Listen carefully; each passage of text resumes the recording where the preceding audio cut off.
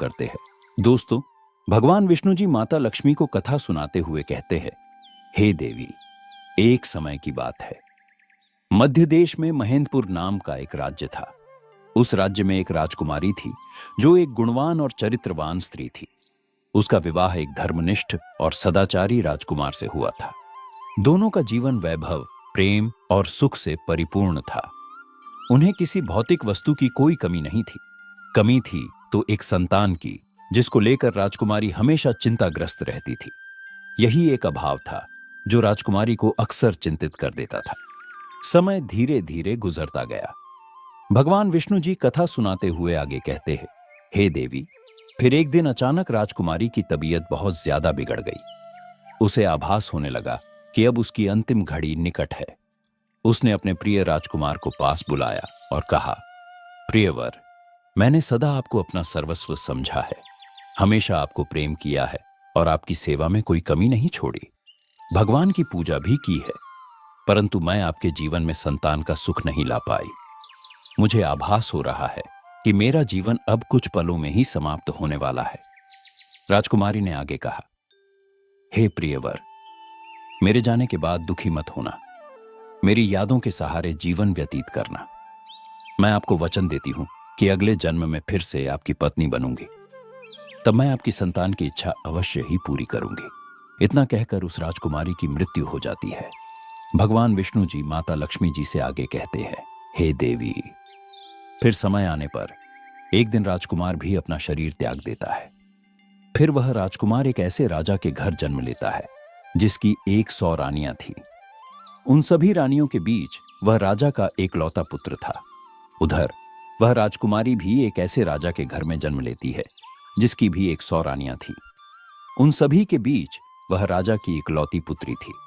दोस्तों, वह जिस राजा का पुत्र था, उस राजा के पास एक अत्यधिक बुद्धिमान और निष्ठावान तोता था। वह राजा हर महत्वपूर्ण निर्णय में उस तोते की सलाह लिया करता था और उसकी बातों पर पूरी तरह से विश्वास करता था, चाहे समस्या कितनी भी जटिल क्यों ना हो। वह राजा तोते से परामर्श करना कभी नहीं भूलता था।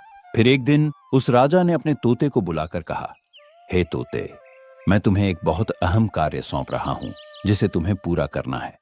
तब तोते ने कहा, महाराज, मैं आपके लिए कुछ भी करने के लिए तैयार हूं, बस आप आज्ञा दे दीजिए। फिर राजा ने कहा, हे तोते, तुम तो जानते ही हो, मेरा सिर्फ एक ही पुत्र है और मैं उसके लिए एक ऐसी राजकुमारी चाहता हूं जो हर दृष्टि से विशेष हो। तुम्हें बस वैसी ही राजकुमारी ढूंढनी है। उसके बाद राजा ने उस तोते को अपने मन की सारी बात बता दी कि वह कैसी बहू चाहता है। राजा की बात सुनकर वह तोता राजी हो गया। उसने राजा से कहा, महाराज, आप जैसी भी बहू चाहते हैं, कृपया उसके गुणों को एक कागज पर लिखकर मेरे पैर में बांध दीजिए। इसके बाद आप बेफिक्र हो जाइए। मैं वैसी ही राजकुमारी को ढूंढकर आपके पास ले आऊंगा जैसी आप चाहते हैं। तोते की यह आत्मविश्वासपूर्ण बात सुनकर राजा बहुत प्रसन्न हुए। उन्होंने तुरंत ही अपनी पसंद की राजकुमारी के गुणों को एक कागज पर लिख दिया और उस कागज को तोते के पैर में बांधते हुए राजा ने उसे इस महत्वपूर्ण कार्य के लिए भेज दिया। अब तोता राजकुमारी की खोज में एक पड़ोसी राज्य में जा पहुंचा, परंतु जब वह वहां पहुंचा तो मौसम ने अचानक करवट ले ली। वहां तेज बारिश शुरू हो गई। फिर उसे बारिश से बचने के लिए एक जंगल में किसी सुरक्षित जगह की शरण लेनी पड़ी। उड़ते उड़ते वह एक घने जंगल में जा पहुंचा। जंगल में उसे एक पुराना खोखला पेड़ दिखाई दिया। तोते ने सोचा कि यह पेड़ उसके आराम करने के लिए एकदम सही जगह है, तो वह वहां शरण लेने के लिए ठहर गया। भगवान विष्णु जी कहानी सुनाते हुए आगे कहते हैं, हे देवी, जैसे ही उस तोते ने उस खोखले पेड़ के अंदर जाने के लिए सोचा, तभी अंदर से एक आवाज आई, तुम अंदर मत घुसना, नहीं तो तुम अंधे हो जाओगे। यह सुनकर तोता बहुत घबरा गया और उसने पेड़ के अंदर जाने का विचार छोड़ दिया। वह पेड़ की जड़ के पास उगी हुई एक टहनी पर जाकर बैठ गया और बारिश रुकने का इंतजार करने लगा। जब बारिश रुक गई तो उस खोखली जगह में से एक मैना बाहर आई और सीधा तोते के पास आकर बैठ गई। फिर तोता और मैना दोनों बहुत देर तक बातें करते रहे। इस दौरान तोते ने मैना को सारी बात बताई कि वह कहां जा रहा है। तोते की बात सुनने के बाद मैना कहने लगी, आज की यह मुलाकात मेरे लिए बहुत खास रही है। फिर वह मैना तोते से आगे कहती है, जैसे आप अपने राजा के प्रति वफादार हैं, वैसे ही मैं भी अपने राजा के प्रति वफादार हूं। आप अपने राजा के पुत्र के लिए ऐसी राजकुमारी की खोज में निकले हैं जिसमें सभी गुण हो। ठीक उसी तरह मैं भी अपने राजा की पुत्री यानी राजकुमारी के लिए एक ऐसे राजकुमार की तलाश में हूं जो हर दृष्टि से श्रेष्ठ और गुणवान हो। भगवान विष्णु जी कहानी सुनाते हुए आगे कहते हैं, हे देवी। फिर वह तोता मैना से कहता है, हे मैना, हमारे राजा ने आदेश दिया है कि हमें ऐसी राजकुमारी ढूंढनी है जो ऐसे घराने से हो जहां राजा की 100 रानियां हों, क्योंकि हमारे राजा की भी 100 रानियां हैं। तब मैना कहती है, अब तो बात बन ही जाएगी, क्योंकि तुम्हारे राजा की 100 रानियां हैं और हमारे राजा की भी 100 रानियां हैं। तुम्हारे राजा का भी केवल एक पुत्र है और हमारे राजा की भी केवल एक पुत्री है। तुम्हारे राजा का पुत्र भी सर्वगुण संपन्न है और हमारे राजा की पुत्री भी हर गुण में श्रेष्ठ है। भगवान विष्णु जी कहानी सुनाते हुए आगे कहते हैं, हे देवी। इस प्रकार तोते ने मैना को राजकुमार की सारी पसंद विस्तार से बता दी और मैना ने भी राजकुमारी की रुचियां और विशेषताएं तोते को समझा दी। फिर दोनों, तोता और मैना, राजकुमारी के राज्य में आ गए। तोता मन ही मन बहुत खुश था। वह सोच रहा था कि अब मेरे राजा का सपना पूरा हो जाएगा। जैसी राजकुमारी वे चाहते थे वैसी ही राजकुमारी मुझे मिल चुकी है। अब उनकी हर इच्छा पूर्ण होगी। भगवान विष्णु जी कहानी सुनाते हुए आगे कहते हैं, हे देवी। जब तोता और मैना उड़ते हुए राजकुमारी के महल में पहुंचे तो महल के एक सिपाही ने उन्हें देख लिया। वह सिपाही तुरंत राजा के पास गया और बोला, महाराज, आपने मैना को जिस काम के लिए भेजा था उसने आपके साथ बहुत बड़ा विश्वासघात किया है। वह राजकुमार की तलाश में कहीं नहीं गई। मैंने अपनी आंखों से उसे एक तोते के साथ घूमते हुए देखा है। उसने आपकी आज्ञा का उल्लंघन किया है और आपकी बातों को पूरी तरह से भुला दिया है।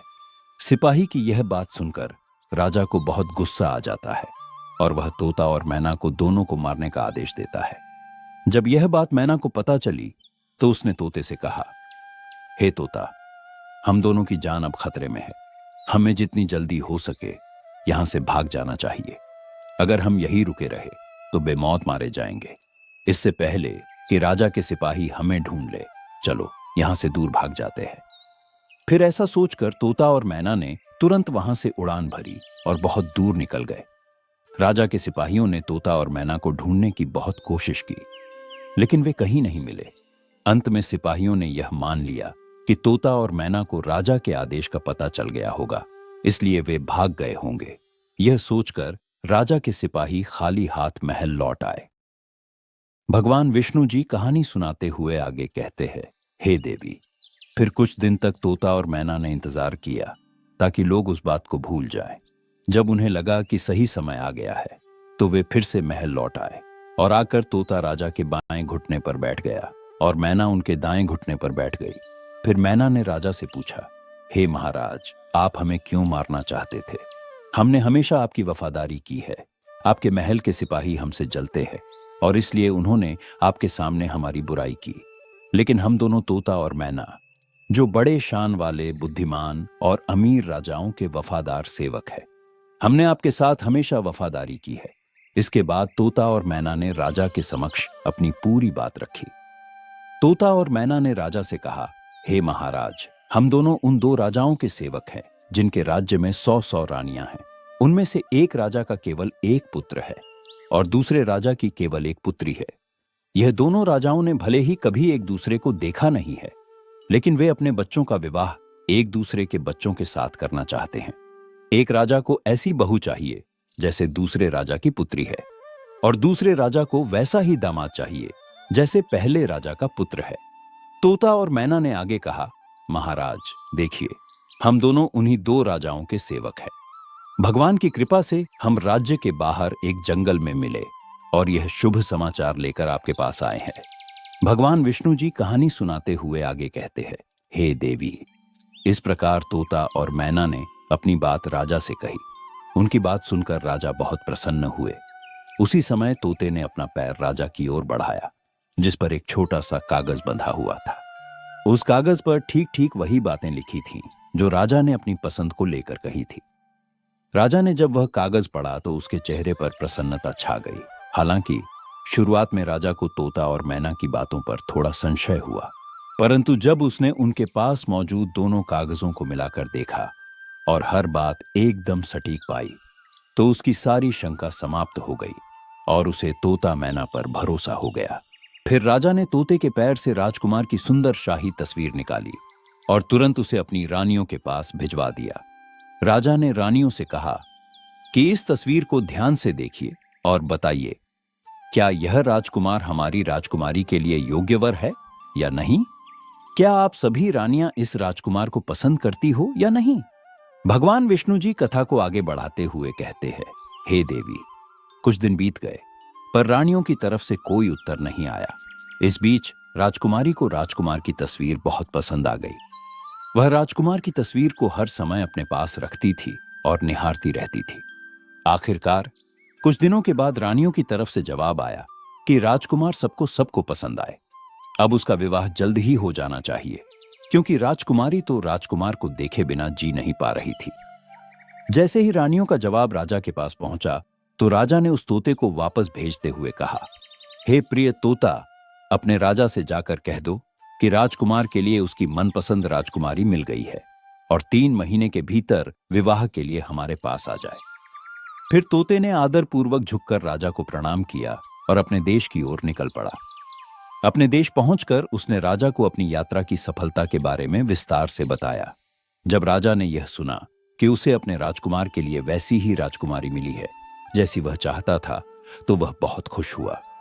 फिर राजा ने तुरंत इस शुभ समाचार का भव्य रूप से जश्न मनाने का आदेश दे दिया। राजा ने अपने पुत्र के लिए सबसे कीमती और बेहतरीन कपड़े बनवाए, घोड़ों के लिए शानदार जीन बनवाई गई, सिपाहियों के लिए भी नई और आकर्षक वेशभूषा बनवाई गई। इसके अलावा अनेक प्रकार की भेंटें जैसे अनमोल हीरे जवाहरात, सुंदर वस्त्र, मुश्किल से मिलने वाले फल, कीमती मसाले और उत्तम इत्र इकट्ठा किए गए। राजा ने हर चीज बड़ी सावधानी और ध्यान से तैयार करवाई ताकि इस मौके को यादगार बनाया जा सके। भगवान विष्णु जी कहानी सुनाते हुए आगे कहते हैं, हे देवी, महीने बहुत जल्दी बीत गए। इतनी तैयारियों में समय कब निकल गया पता ही नहीं चला। लेकिन अफसोस, शादी से कुछ दिन पहले ही राजकुमार के पिता यानी राजा बहुत बीमार पड़ गए और उनकी मृत्यु हो गई। यह घटना परिवार के लिए एक बहुत बड़ा आघात था। राजकुमार को विवाह के लिए जाना स्थगित करना पड़ा, क्योंकि ऐसे दुखद समय में राजकुमार का विवाह पर जाना अपने पिता का अपमान करना दिखाता था। फिर जैसे ही राजकुमार के पिता की मौत के शोक का समय बीता, तो फिर राजकुमार तोते के साथ राजकुमारी के देश की ओर रवाना हो गया।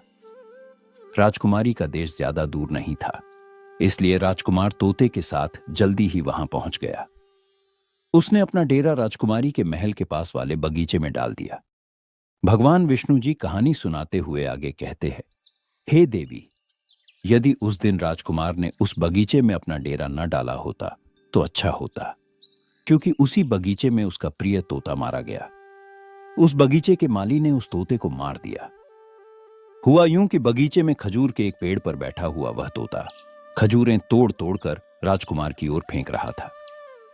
लेकिन यह बात उस बाग के माली को अच्छी नहीं लगी, तो उसने क्रोध में आकर तोते को मार डाला। जैसे ही यह घटना घटी, राजकुमार पर मानो दुखों का पहाड़ टूट पड़ा। उसके कुछ देर के बाद ही उसने सुना कि राजकुमारी के पिता ने अब अपनी पुत्री का विवाह उससे करने से इनकार कर दिया था। कारण यह था कि राजकुमार के पिता अब इस संसार में नहीं रहे थे और अब वे इस विवाह को उचित नहीं मानते थे। भगवान विष्णु जी कहानी सुनाते हुए आगे कहते हैं, हे देवी, अब बगीचे में डेरा डालने के कुछ दिन बाद ही राजकुमारी बाहर सैर करने के लिए अपनी पालकी में जा रही थी, तो संयोगवश वह उसी रास्ते से गुजरी जहां राजकुमार ने बगीचे में अपना डेरा डाल रखा था। जैसे ही उसकी दृष्टि बगीचे की ओर गई, उसकी नजर राजकुमार पर पड़ी। राजकुमारी ने राजकुमार को तुरंत पहचान लिया, क्योंकि उसकी तस्वीर अभी भी राजकुमारी के पास थी। राजकुमारी ने उस समय कुछ नहीं कहा, बस चुपचाप अपनी पालकी ढोने वाले कहारों को वापस महल चलने का आदेश दिया, क्योंकि राजकुमारी को उसका प्रेमी मिल गया था। उसी समय से राजकुमारी को सब कुछ अच्छा लगने लगा था। शाम को भोजन के समय राजकुमारी ने अपनी थाली से आधा खाना खाया और बाकी का खाना राजकुमार की तस्वीर के साथ राजकुमार को भेज दिया। राजकुमारी ने अपनी प्रिय सेविका से कहा कि वह राजकुमार से कहे कि यह भोजन स्वीकार करे। यदि वह इस भोजन को इनकार करे तो उसे कहना अपनी उंगली इस भोजन में घुसा ले। फिर सेविका ने वैसा ही किया जैसा राजकुमारी ने कहा था। जब राजकुमार ने भोजन करने से मना किया तो सेविका ने उसे भोजन में अपनी उंगली घुसाने के लिए कहा। जैसे ही राजकुमार ने थाली के चावल में अपनी उंगली डाली तो उसे वहां उसकी तस्वीर मिली। राजकुमार सोचने लगा, राजकुमारी तो मुझसे प्रेम करती है। यह सोचकर उसने अपने हाथ पोंछे और तुरंत राजकुमारी के लिए एक चिट्ठी लिखी, जिसे उसने सेविका के साथ राजकुमारी के पास भेज दिया। जब राजकुमारी ने वह चिट्ठी पढ़ी तो उसके मन में राजकुमार से मिलने की प्रबल इच्छा जाग उठी। आधी रात को चुपचाप उसने अपना घोड़ा तैयार करवाया और सोने की अशर्फियों से भरी हुई एक थैली लेकर महल से बाहर निकल पड़ी, जहां राजकुमार ठहरा हुआ था। फिर राजकुमारी राजकुमार के पास पहुंच गई और राजकुमार से कहने लगी, तुम चौंको मत, मैं जानती हूं यह अचानक हुआ है, लेकिन मैं तुमसे बहुत प्रेम करती हूं, इसलिए बिना किसी को बताए छिपकर तुम्हारे पास आई हूं। मेरे पिता हमारे विवाह के लिए कभी सहमति नहीं देंगे, इसलिए मैं तुमसे अनुरोध करती हूं, अपना घोड़ा तैयार करो और मुझे अपने देश ले चलो, जहां हम दोनों बिना किसी भय और रोक टोक के एक साथ रह सकें।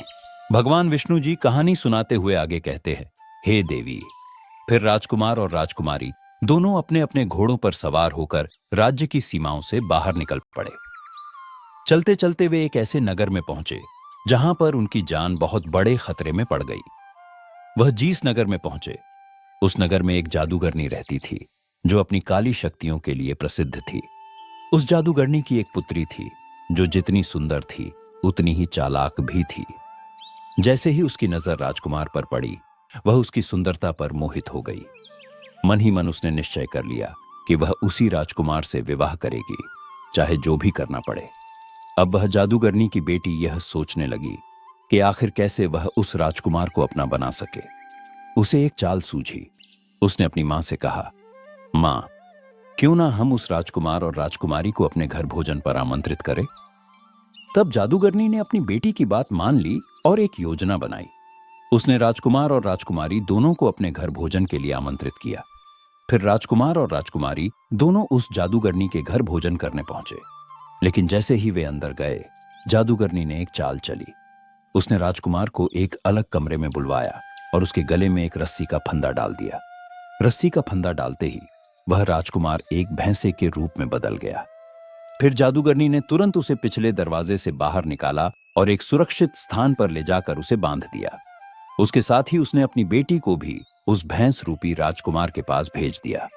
इधर राजकुमारी भोजन करने के बाद अपने प्रेमी राजकुमार को ढूंढने लगी, लेकिन वह उसे कहीं नहीं मिला। क्योंकि राजकुमार अब एक भैंसा बन चुका था, इसलिए राजकुमारी उसे पहचान ही नहीं सकी। भगवान विष्णु जी कहानी सुनाते हुए आगे कहते हैं, हे देवी। इधर दिन भर वह भैंसा रूपी राजकुमार जादूगरनी की बेटी के पीछे पीछे घूमता रहता। वह जहां भी जाती, वह भैंसा उसके पीछे साए की तरह चलता। फिर वह जादूगरनी की बेटी हर रात भैंसे के गले में पड़ी रस्सी का फंदा खोल देती थी और वह भैंसा फिर से अपने असली रूप यानी राजकुमार में बदल जाता था। रात भर वह राजकुमार के रूप में रहता, लेकिन सुबह होते ही वह फिर उसी फंदे को उसके गले में डाल देती, जिससे वह दोबारा भैंसा बन जाता। दिन भर वह उसे इधर उधर अपने साथ लिए घूमती रहती। भगवान विष्णु जी कहानी सुनाते हुए आगे कहते हैं, हे देवी। उधर राजकुमारी की हालत बेहद खराब हो गई थी। कई दिन बीत गए थे।